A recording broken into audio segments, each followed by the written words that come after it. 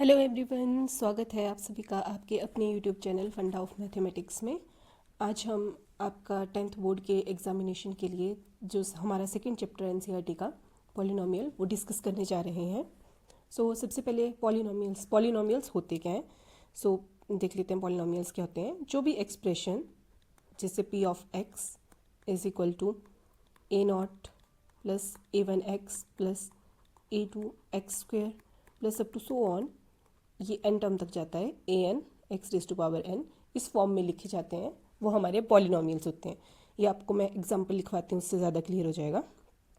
For example कोई भी example लिख लेते हैं, जैसे हम 2x² माइनस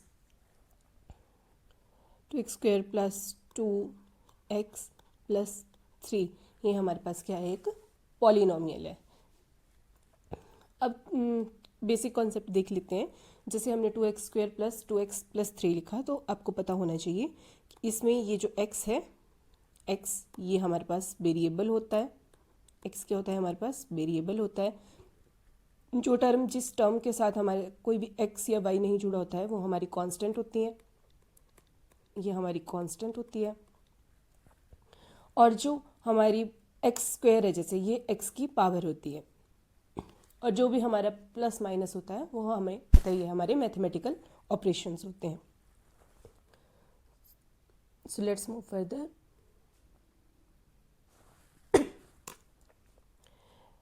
नेक्स्ट है हमारा पॉलिनोमियल्स में टाइप्स ऑफ पॉलिनोमियल। डिग्री के बेसिस पे हमारे पास 3 टाइप्स की पॉलिनोमियल होती है: linear polynomial, quadratic polynomial and cubic polynomial. अब डिग्री के बेसिस पे मैंने कहा, अब पहले हम देख लेते हैं कि डिग्री होती क्या है। डिग्री होती क्या है? डिग्री जो होती है वो होती है हमारी highest power of x. X की हाईएस्ट पावर जो है हमारी डिग्री होती है। जैसे मैं कोई एक इक्वेशन लिख लेती हूँ, जैसे मैं हमारे पास इक्वेशन लिख रही हूँ 2x³ प्लस 3x प्लस 9। यहाँ पे x की सबसे हाईएस्ट पावर क्या आ रही है, 3। तो यहाँ पे हमारे पास डिग्री क्या आ जाएगी, डिग्री आ जाएगी हमारे पास 3। तो डिग्री के बेसिस पे हम पता लगा सकते हैं कि हमारी पॉलिनोमियल कौन सी पॉलिनोमियल है। Let's move further. अब हम 1 बाय 1 टाइप्स को डिस्कस करेंगे। सबसे पहले आती है हमारे पास लीनियर पॉलिनोमियल। अब लीनियर पॉलिनोमियल क्या होती है, जिसकी हमारे पास डिग्री जो है 1 हो। जिस भी पॉलिनोमियल की डिग्री 1 होगी, वो हमारी लीनियर पॉलिनोमियल होगी। जैसे हम एग्जांपल लिख लेते हैं 5x plus 9, 3x plus 2, 9x minus 3। इन सभी में x की पावर कितनी आ रही है, x की पावर 1। x की पावर 1 है, मतलब डिग्री हमारे पास 1 है, तो ये हमारे पास क्या हो गई, हमारी लीनियर पॉलिनोमियल हो गई। अब लीनियर पॉलिनोमियल को लिखने की एक स्टैंडर्ड फॉर्म है, मैं वो स्टैंडर्ड फॉर्म लिख लेती हूँ आपके सामने। स्टैंडर्ड जो फॉर्म है हमारे पास, स्टैंडर्ड फॉर्म में हमारे पास ax प्लस b, जहाँ पे b जो a जो है हमारा नॉट इक्वल टू 0 होना चाहिए। अगर a हमारा 0 हो गया तो हमारे पास टर्म ही कांस्टेंट बचा ना। अगर कांस्टेंट टर्म बचा तो हमारे पास ये कोई पॉलिनोमियल कंसिडर ही नहीं हुआ। अब डिग्री 1, x की डिग्री से ही हमें पता चलेगा कि लीनियर है, तो हमारे पास a का नॉन ज़ीरो होना मैंडेटरी है। ये थी हमारे पास लीनियर पॉलिनोमियल। अब हम नेक्स्ट क्वाड्रेटिक पॉलिनोमियल पढ़ेंगे। क्वाड्रेटिक पॉलिनोमियल क्या होती है? क्वाड्रेटिक पॉलिनोमियल हमारी वो पॉलिनोमियल होती है जिनकी हमारे पास डिग्री 2 हो। अब डिग्री x की पावर होती है, जैसे एग्जांपल लिख लेती हूँ मैं 2x² प्लस 3x प्लस 9। ये हमारे पास क्या आ गई, हमारी क्वाड्रेटिक पॉलिनोमियल आ गई। x की डिग्री से बस आपने पहचान लेना है कि x की डिग्री हो, y की डिग्री हो, मतलब वेरिएबल की डिग्री। जैसे अब यहाँ पे मैं z² प्लस 2 लिख दूँ, तो ये भी हमारी पॉलिनोमियल है, क्वाड्रेटिक पॉलिनोमियल है, क्योंकि इसमें जो वेरिएबल है उसकी पावर हमारे पास 2 आ रही है, मतलब डिग्री हमारे पास 2 आ रही है, तो हमारी क्वाड्रेटिक पॉलिनोमियल आ गई। अब इसकी भी एक स्टैंडर्ड फॉर्म होती है, तो स्टैंडर्ड फॉर्म हम लिख लेते हैं। स्टैंडर्ड फॉर्म क्या आएगी हमारे पास क्वाड्रेटिक पॉलिनोमियल की? स्टैंडर्ड फॉर्म आती है हमारे पास ax² plus bx plus c। आपको ये स्टैंडर्ड फॉर्म्स बेटा ध्यान में रखनी होती है, क्योंकि इन्हीं स्टैंडर्ड फॉर्म से हमें आइडेंटिफाई करना होता है और इन्हीं स्टैंडर्ड फॉर्म का आगे हम यूज़ भी करेंगे क्वेश्चन सॉल्व करने के टाइम पे। So let's move further. Next one है हमारे पास क्यूबिक पॉलिनोमियल। अब क्यूबिक पॉलिनोमियल हमारे पास क्या आ जाएगी, क्यूबिक आ जाएगी हमारे पास, जिसकी हमारे पास डिग्री क्या आ जाएगी, 3 आ जाएगी। जैसे हमारे पास आ गया x cube plus 2x plus 9, या फिर x cube plus 3x square plus 4x plus 2। ये सारी की सारी हमारे पास क्या आ रही है, क्यूबिक पॉलिनोमियल आ रही है, क्योंकि x की जो हाईएस्ट डिग्री आ रही है हमारे पास वो क्या आ रही है हमारे पास 3। अब इसे लिखने की भी एक स्टैंडर्ड फॉर्म होती है। अब स्टैंडर्ड फॉर्म भी देख लेते हैं हम। स्टैंडर्ड फॉर्म क्या आ जाएगी हमारे पास, स्टैंडर्ड फॉर्म आ जाएगी हमारे पास A X cube plus B X square plus C X plus D. अब इसमें भी a जो है वो नॉन जीरो होना चाहिए, वैसे क्वाड्रेटिक में भी और लीनियर में भी, क्योंकि फर्स्ट टर्म से ही हमें हाईएस्ट वैल्यू मिल रही है x की। अगर a ही हमारे पास जीरो हो गया तो ये क्यूबिक तो क्वाड्रेटिक में चेंज हो गई, और अगर क्वाड्रेटिक वाला a जीरो हो जाएगा तो वो लीनियर में चेंज हो जाएगी, तो फिर वो हमारे यहाँ क्यूबिक और क्वाड्रेटिक नहीं रहेगी। तो इसलिए a का नॉन जीरो होना बहुत ज़रूरी है। और यहाँ पे जितने भी a b c d हम जो भी टर्म्स यूज़ कर रहे हैं ये सारे के सारे क्या होते हैं हमारे पास, रियल नंबर्स होते हैं। So let's move further. Next जो हमारे पास चीज़ है वो है जीरोज ऑफ पॉलिनोमियल। तो बेटा जीरोज ऑफ पॉलिनोमियल बेसिकली होते क्या है, बहुत ही बेसिक से करेंगे। वैल्यू ऑफ एक्स जिसके लिए पी ऑफ एक्स हमारे पास जीरो हो जाए, जो कि मैंने आपको स्लाइड में भी शो किया। अब इसको मैं एग्जांपल से बताती हूँ आपको ज़्यादा इजी से समझ आ जाएगा। जैसे हमारे पास कोई पॉलिनोमियल दी गई है, जैसे मैं ले लेती हूँ 2x + 2। अब इसमें कौन सी x की ऐसी वैल्यू लिखी जाए, इसको मैं ले लेती हूँ px, ये है हमारे पास px। अब x की कौन सी वैल्यू ऐसी लिखूँ मैं जिससे हमारे पास ये जो टर्म है ये ज़ीरो हो जाए। अगर मैं देख लो, अगर यहाँ पे x में -1 डाल देती हूँ तो क्या आ जाएगा, 2 × -1 + 2, तो ये क्या आ जाएगा -2 + 2, ये क्या आ गया हमारे पास 0। तो p ऑफ -1 हमारे पास क्या आ गया 0। तो मतलब x = -1 क्या आ गया हमारे पास, जीरो ऑफ पॉलिनोमियल, क्योंकि इसकी वैल्यू भरते ही हमारी जो पॉलिनोमियल है वो 0 पे पहुंच जा रही है। मतलब p ऑफ x की वैल्यू क्या आ जा रही है 0।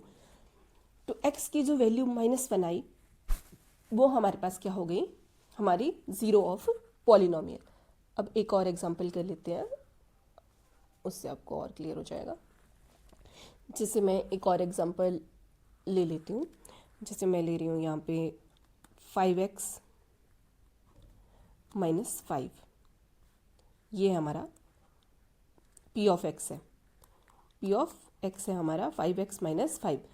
अब x की कौन सी वैल्यू हम पुट करेंगे कि ये टर्म हमारे पास 0 हो जाए। अगर मैं x की वैल्यू देखो बेटा 1 पुट कर दूँ, अगर 1 पुट कर दूँ तो यहाँ पे क्या आ जाएगा 5 × 1 - 5, ये 0 हो गया। p ऑफ x की वैल्यू क्या आ गई हमारे पास 0। तो मतलब x = 1 है, वो जो है रूट है हमारा, 0 है पॉलिनोमियल का। बट आपने बिल्कुल ध्यान रखना है कि ये जो p ऑफ x है इक्वल टू 0 आना चाहिए। अब अगर आप यहीं पे देखो, अगर मैं यहाँ पे x की जगह 0 भर देती तो क्या आ जाता, 5 × 0 तो 0 हो गया, -5 आ जाता p ऑफ x की वैल्यू, तो हमारे पास ये सेटिस्फाई नहीं करता। उसी तरह आपने वो वैल्यू लेनी है जो p ऑफ x को इक्वल टू 0 कर दे, वो हमारा जीरो ऑफ पॉलिनोमियल हो जाएगा। Now let's move further. अब मैंने 2 ग्राफ रखे हैं आपके सामने, स्लाइड में शो किए हैं। अब इसको बड़े ध्यान से देखना बेटा। ये जो ग्राफ है इसमें ये एक्स एक्सिस को कट कर रहे हैं जो भी ग्राफ बन रहे हैं। तो अगर ग्राफ वाली में आपने देखना हो, जीरोज फाइंड आउट करने हो, बताना हो कि यहाँ पे कितने जीरोज हैं, तो जितनी बार एक्स एक्सिस को लाइन क्रॉस करेगी, इंटरसेक्ट करेगी, वो हमारे नंबर ऑफ जीरोज होंगे। क्या होंगे हमारे number of zeros, X coordinate जहाँ पे ग्राफ इंटरसेक्ट करेगा वो हमारे नंबर ऑफ जीरोज होंगे। X coordinates where graph intersects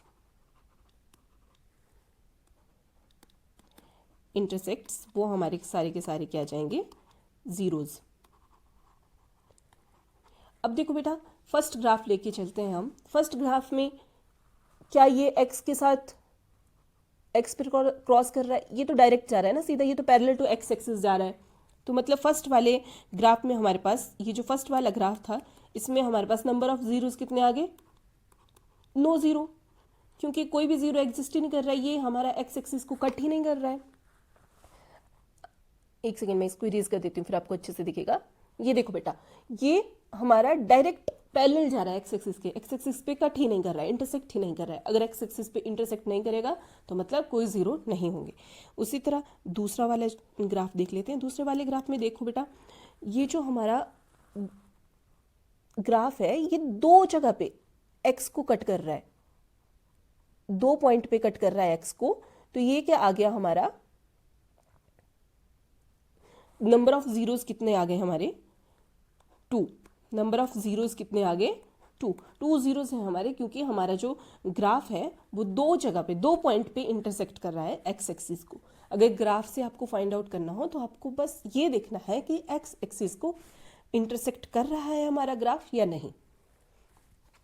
अगर नहीं कर रहा है तो कोई जीरो एग्जिस्ट नहीं करेंगे। अगर एक बार कर रहा है तो 1 0, 2 बार कर रहा है, 3 बार कर रहा है, तो जितनी बार जो है वो इंटरसेक्ट कर रहा है हमारी एक्स एक्सिस को, उतने नंबर ऑफ जीरोज होंगे।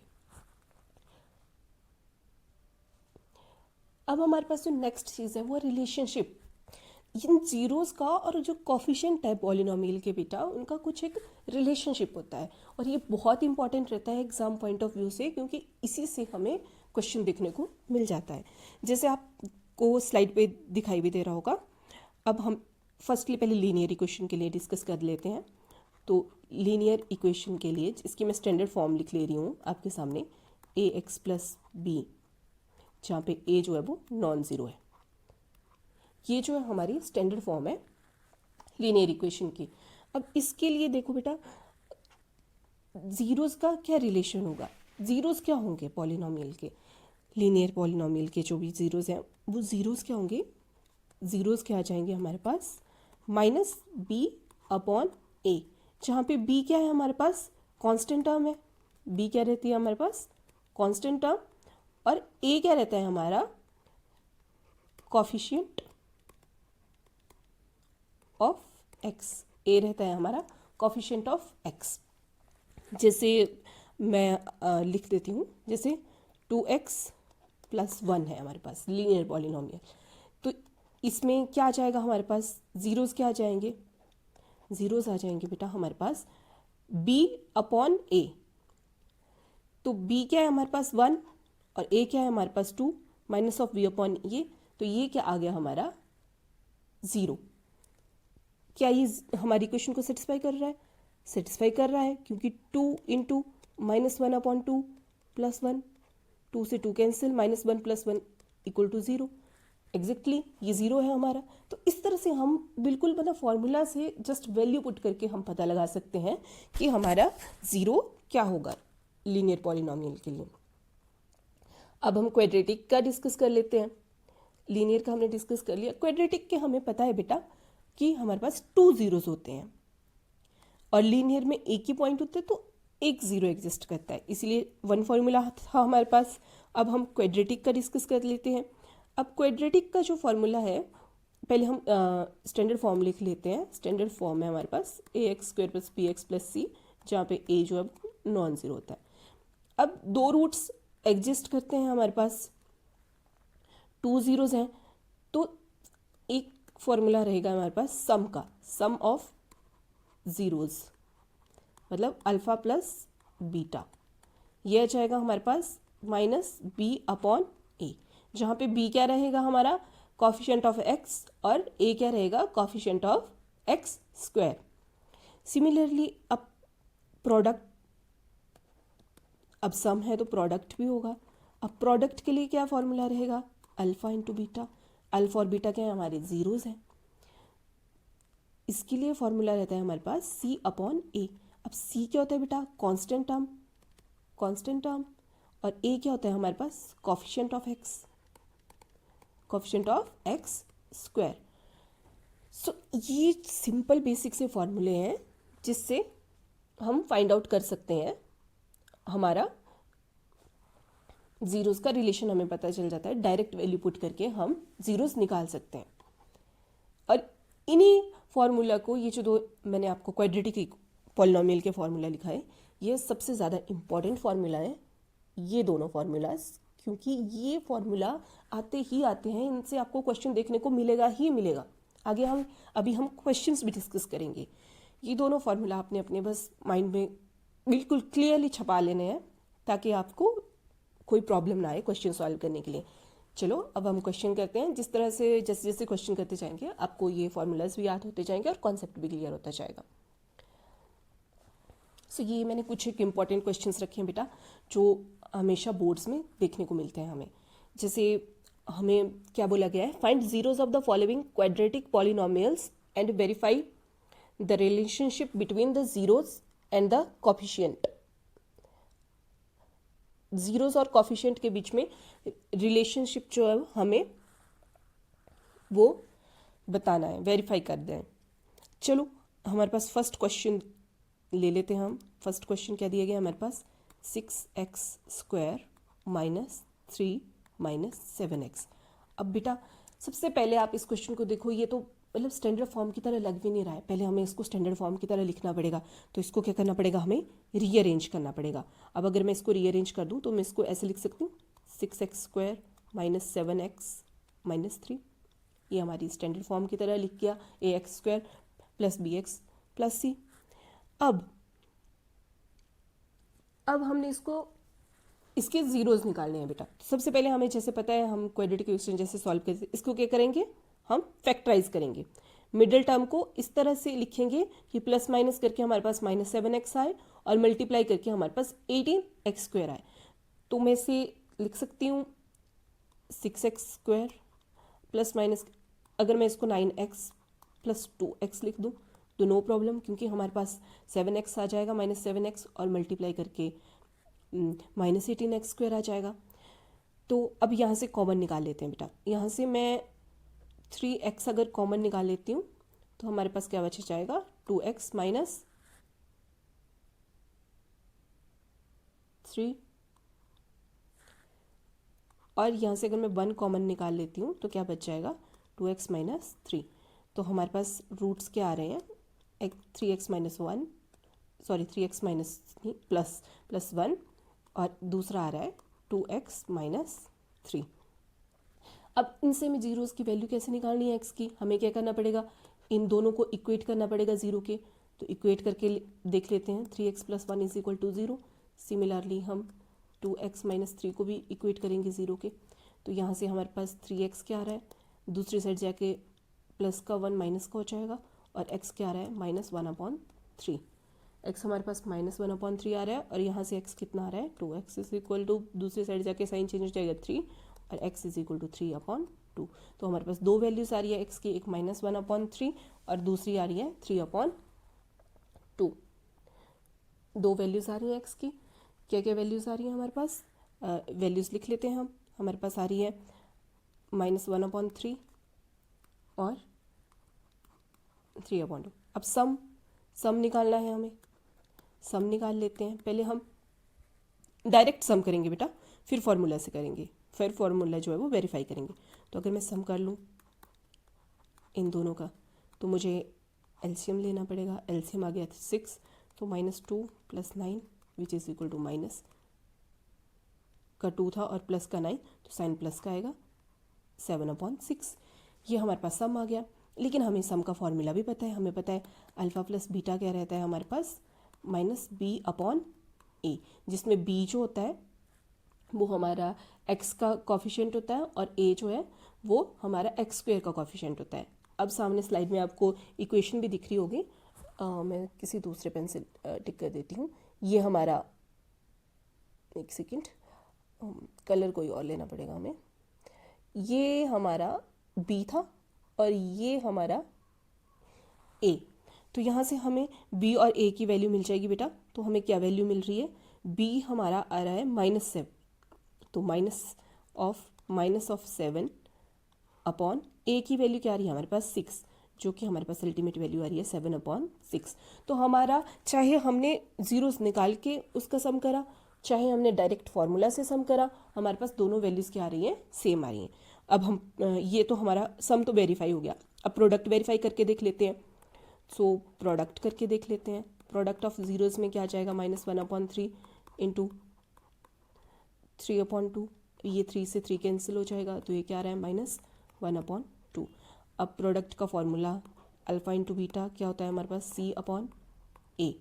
C क्या थी, कांस्टेंट टर्म है हमारे पास -3, स्लाइड में आपको दिख रही होगी सामने, और साथ में A क्या था हमारे पास, 6। सो 6 ये कट हो जाएगा 1/2 पे, तो आ गया हमारे पास -1/2। अब बच्चा हमारे पास, चाहे हमने डायरेक्ट वैल्यू निकाली, चाहे हमने फॉर्मूला से निकाली, दोनों की दोनों वैल्यू सेम आ रही है, तो हमारा रिजल्ट वेरीफाई हो गया। इसी तरह हमें रिजल्ट वेरीफाई करना था कि ये दोनों वैल्यूज़ क्या है, इक्वल है। आई होप आपको क्वेश्चन समझ आ गया होगा। अभी एक और क्वेश्चन कर लेते हैं इसी की तरह, ताकि आपको और अच्छे से पता चल जाए।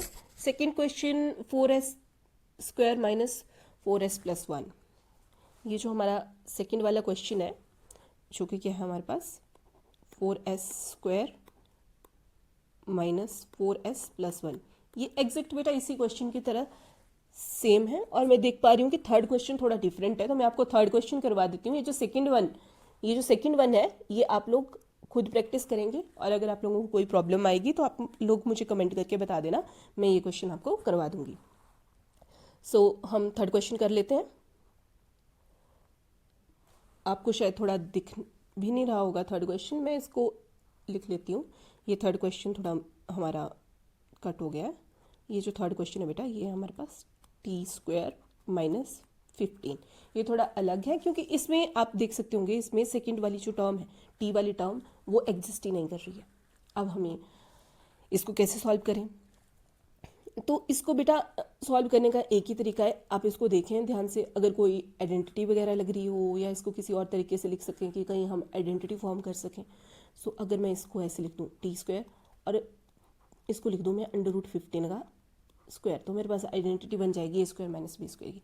क्योंकि बेटा आपको पता है कि √15, ये जो हमारा है √15 इंटू √15, हमारे पास अल्टीमेटली क्या होता है, 15 के इक्वल ही होता है ना, √15 इंटू √15 √15 का स्क्वायर, जो कि 15 है। तो इससे कोई चेंज नहीं आएगा हमारी इसमें, इक्वेशन में कोई भी चेंज नहीं आएगा। सो मैं इसको लिख लेती हूँ √15 का स्क्वायर। अब जब मैंने इसको √15 का स्क्वायर लिख लिया, तो हमारे पास आइडेंटिटी बन रही है बेटा।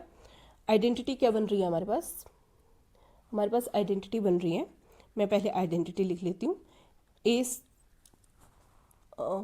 जस्ट अ सेकेंड, आइडेंटिटी लिख लेती हूँ मैं, जो कि मेरे पास बन रही है a² - b² which is equal to a + b into a - b। अभी इसी आइडेंटिटी का यूज़ करके हम इसको सॉल्व करेंगे। सो सॉल्व कर लेते हैं। यहाँ पे क्या आ जाएगा हमारे पास, t का स्क्वायर माइनस √ ये है हमारे पास t का स्क्वायर माइनस √15 का square which is equal to क्या आ जाएगा, t + √15 इंटू t - √15, यही आ रहा है हमारे पास। अब यहाँ से दो रूट मिल गए हमें। अब इसको कैसे सॉल्व करेंगे, इनको इक्वेट कर देना है हमने ज़ीरो के इक्वल कर देते हैं अगर हम, तो यहाँ से हमारे पास दो वैल्यूज़ आ जाएंगी हमारे पास। ये हमारे पास कितना था, माइनस है, t-। सो हम दोनों वैल्यूज़ कर लेते हैं इक्वेट, t - √15। अब ठीक है, इक्वल टू 0।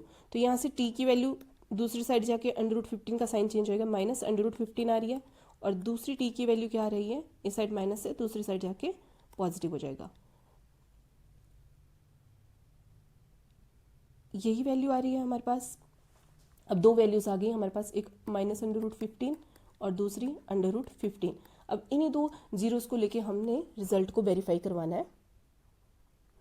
सो करवा लेते हैं। हमारे पास दो वैल्यूज़ क्या आई थी, एक माइनस √15 थी बेटा, और एक थी √15। तो सम कर लेते हैं। सम क्या आ जाएगा हमारे पास, minus √15 + √15 which is equal to 0। अब हमें अल्फ़ा प्लस बीटा पता है, सम के इक्वल होता है, वो होता है माइनस बी अपॉन ए, और हमारे पास इक्वेशन क्या थी, टी स्क्वायर माइनस 15। तो यहाँ पे बी वाली टर्म तो है ही नहीं, तो 0/1 विच इज़ इक्वल टू 0, तो मतलब दोनों वैल्यूज़ हमारी सेम आ रही हैं, तो रिजल्ट हमारा वेरीफाई हो गया। नेक्स्ट हम कर लेते हैं प्रोडक्ट कर लेते हैं बेटा इन दोनों का, तो -√15 इंटू √15, ये क्या आ रहा है हमारे पास, माइनस को बाहर रहने देते हैं, √15 का स्क्वायर से अंडर रूट कैंसिल हो गया, विच इज़ इक्वल टू -15। अब हम फॉर्मूला से भी कर लेते हैं, अल्फ़ा इंटू बीटा क्या होता है हमारे पास, C/A, ए हमारा 1 है, सी हमारा -15 है, -15/1 इज इक्वल टू -15। तो आप देख सकते हैं बेटा कि चाहे हमने वैल्यू निकाल के करा प्रूव, चाहे हमने डायरेक्ट वैल्यू पुट करके करा, हमारे पास दोनों वैल्यू सेम आ रही है, मतलब हमारा रिजल्ट जो है वो वेरीफाई हो रहा है। यही हमने रिजल्ट वेरीफाई करने थे। आई होप आप लोगों को बहुत अच्छे से समझ आ गए हों कि मैंने बिल्कुल बेसिक कॉन्सेप्ट से पढ़ाए हैं ताकि आप लोग अच्छे से कर पाएँ। Let's move further.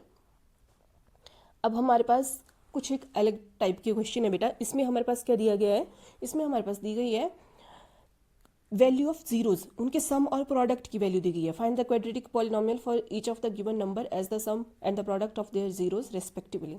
ओके, हमारे पास सम और प्रोडक्ट की वैल्यू दी गई है जीरोज के, और हमें बोला है कि हमें पॉलिनोमियल लिखनी है, क्वाड्रेटिक पॉलिनोमियल। तो चलो सबसे पहले हम इसको कैसे सॉल्व करेंगे, जैसे मैं क्वेश्चन नंबर 1 को ले लेती हूँ। पहले हम लिख लेंगे standard polynomial, let quadratic polynomial be, standard form लिख लेंगे हम, ax² plus bx plus c।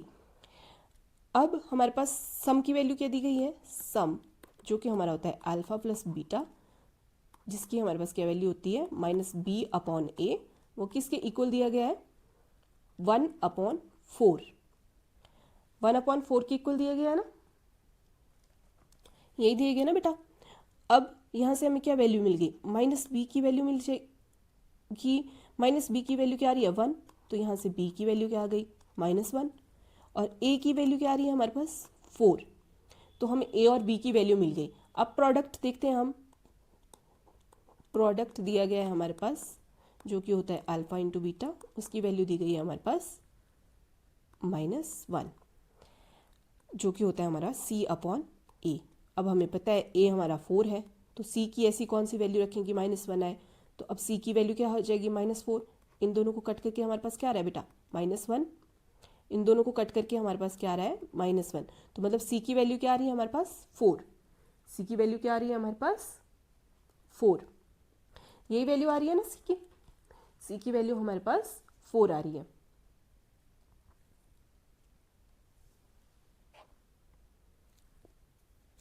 सो देख, अब हम पॉलिनोमियल लिख लेते हैं।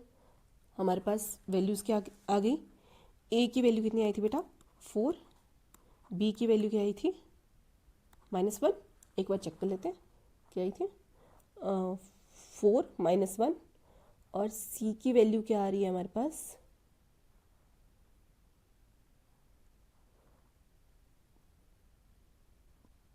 -1। चलो c की वैल्यू देख लेते हैं हमारे पास,